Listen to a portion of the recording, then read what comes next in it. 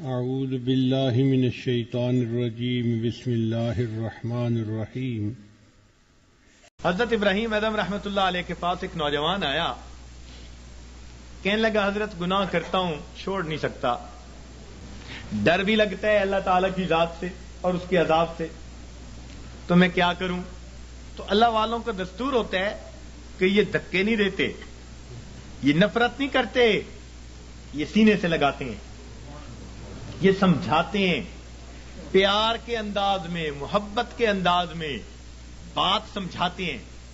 تو حضرت نے اسے کہا ہاں میں تجھے ایک ترکیب بتاتا ہوں۔ وہ بڑا خوش ہو گیا کہ حضرت مجھے ترکیب بتائیں کہ میں گناہ بھی کرتا رہوں اور عذاب سے بھی بچ جاؤں۔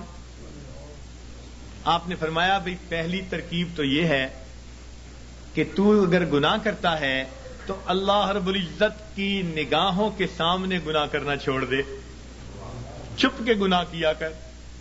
کہنے لگا جی میں اس کی نظروں سے چھپ کے گناہ تو نہیں کر سکتا۔ فرمان لگے اچھا ایک دوسرا طریقہ بتاتا ہوں، اور وہ طریقہ یہ کہ تو اللہ رب العزت کا رزق جو دیا ہوا ہے وہ کھانا چھوڑ دے، کہ نہ تمہارا دیا کھاتا ہوں نہ تمہاری بات مانتا ہوں۔ کہنے لگا جی اللہ کا دیا ہوا رزق کیسے کھانا چھوڑ دوں، یہ تو نہیں کر سکتا۔ فرمایا اچھا تیسرا طریقہ بتاتا ہوں کہ تم اللہ تعالیٰ کے ملک میں رہتے ہوئے اس کی نافرمانی کرتے ہو، تو یہ زمین و آسمان اللہ کا ملک ہے، اس کی ملک ہے، اس سے نکل کر گناہ کر لو۔ کہ جی میں کیسے نکل سکتا ہوں زمین و آسمان سے باہر؟ پروردگار بھی فرماتے ہیں یا معشر الجن والانس ان استطعتم ان تنفذوا من اقطار السماوات والارض فانفذوا لا تنفذون الا بسلطان۔ اور گڑھے کی مچھلی ہو، نکلو گے کسی دلیل سے نکلو گے۔ کدھر جاتے ہو؟ سنفرغ لکم ایھا الثقلان۔ اللہ اکبر، ایسا شاہانہ خطاب ہے جو ہلا کے رکھ دیتا ہے۔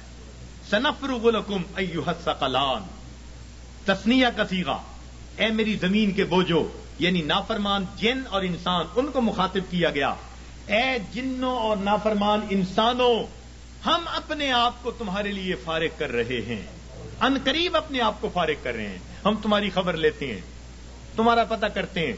جیسے ماں کوئی کام کر رہی ہو نا، بچے کو دھمکاتی، کہتی ہے میں آتی ہوں، یہ نہیں کہ آ نہیں سکتی، تو دھمکانا مقصود ہوتا ہے۔ تو فرمایا اے میری زمین کے بوجھو، ہم اپنے آپ کو ان قریب تمہارے لیے فارغ کر رہے ہیں، نپٹیں گے تمہارے ساتھ، ہمیں حساب لینا بھی آتا ہے۔ وَنَضَعُ الْمَوَازِينَ الْقِسْطَ لِيَوْمِ الْقِيَامَةِ۔ تو اس لیے وہ کہنے لگا جی کہ میں تو نہیں زمین و آسمان سے باہر جا سکتا۔ فرمایا اچھا پھر میں آپ کو ایک تجویز اور دیتا ہوں، وہ یہ کہ اگر تم گناہ کرتے رہو گے تو نام اعمال میں بہت سارے گناہ ہوں گے۔ اب جب ملک الموت آئے گا تو اس وقت تم اسے کہنا کہ بھئی تھوڑی دیر انتظار کر لو تاکہ میں سچی توبہ کر لوں۔ کہنے لگا حضرت اس نے تو انتظار نہیں کرنی، جس سانس میں موت آنی ہے اس سے اگلا سانس بندہ نہیں لے سکتا۔ اذا جاء اجلهم فلا يستأخرون ساعة ولا يستقدمون فلا يستطيعون توصية ولا الى اهلهم يرجعون۔ وصیت کرنے کی بھی فرصت نہیں ہوگی۔ اس نے کہا حضرت میں یہ تو نہیں کر سکتا۔ فرمایا اچھا پھر ایک طریقہ اور بتا دیتا ہوں کہ جب تمہیں قبر میں لے جائیں گے اور منکر نکیر آئیں گے اور پوچھیں گے سوال و جواب، تو اس وقت منکر نکیر کو کہنا کہ میری قبر سے باہر نکل جاؤ۔ جیسے ہم نے گھروں پہ لکھوایا ہوتا ہے نا، بغیر اجازت اندر آنا منع ہے، نو ایڈمیشن وداؤٹ پرمیشن۔ تو تم بھی کہنا بھئی بغیر اجازت کیوں آئے؟ اس نے کہا جی وہ مجھ سے پوچھ کے تھوڑا آئیں گے۔ فرمایا اچھا پھر ایک آخری بات باقی رہ گئی، وہ تجویز بتاتا ہوں۔ اس نے کہا کون سی؟ کہ قیامت کے دن جب تمہارے گناہ اللہ رب العزت کے حضور پیش کیے جائیں گے اور اللہ تعالیٰ تمہیں جہنم جانے کا حکم دیں گے اور فرشتے پکڑ کے لے جانے لگیں گے، تو ضد کر کے کھڑا ہو جانا میں نہیں جاتا۔ اس نے کہا حضرت فرشتوں کے سامنے میری کیا حیثیت ہے کہ میں کہوں میں نہیں جہنم میں جاتا؟ جب اس نے کہا میری کیا حیثیت ہے تو اس وقت فرمایا، اس وقت اس کو ٹھوکر لگائی، فرمایا کہ اے دوست جب تو ان میں سے کچھ بھی نہیں کر سکتا تو تو اپنے رب کی نافرمانی ہی کیوں کرتا ہے؟ اس نے کہا حضرت مجھے بات سمجھ آ گئی، آج کے بعد میں اپنے پروردگار کی نافرمانی نہیں کروں گا۔ تو یہ اللہ والوں کے سمجھانے کا انداز ہوتا ہے۔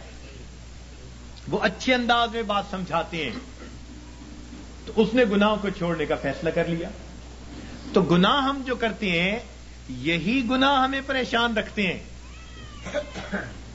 یاد رکھیے گناہوں کی وجہ سے ہی افراد مصیبتوں میں پڑتے ہیں اور قومیں مصیبتوں میں پڑتی ہیں, اور نیکی کے ذریعے اللہ رب العزت ان کو مصیبتوں سے نکالا کرتے ہیں.